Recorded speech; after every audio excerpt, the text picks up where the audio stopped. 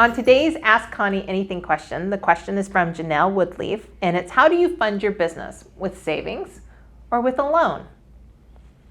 Well, I already answered this question a little bit in a previous video, but it really does depend on your risk tolerance. So here's a couple ideas of how I funded my business.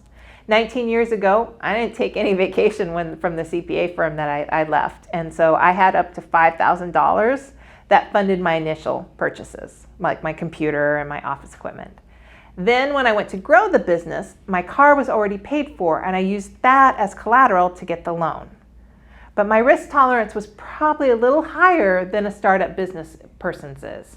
So it really does come back to what your risk tolerance is. So say you do use your savings. Will you be freaking out in the middle of the night because there's nothing there just in case of emergencies?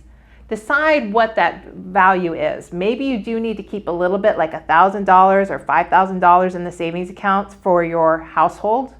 That's going to be like your line in the sand. You won't go below that. Is a loan better? Maybe you already have some personal credit cards you could use, or you want to get a loan like I did with my car. Then that's a set amount of time, 3 to 5 years. The question is, which one is less stressful for you? And then when you do have that debt and the business is doing well, how do you want to pay it back? A lot of people have questions around that. So I would say as money comes in, if you get $100 extra that month, use half of it to pay the debt down and put half of it into savings. That way, the next time you need to do growth, it'll already be sitting there in the profit account.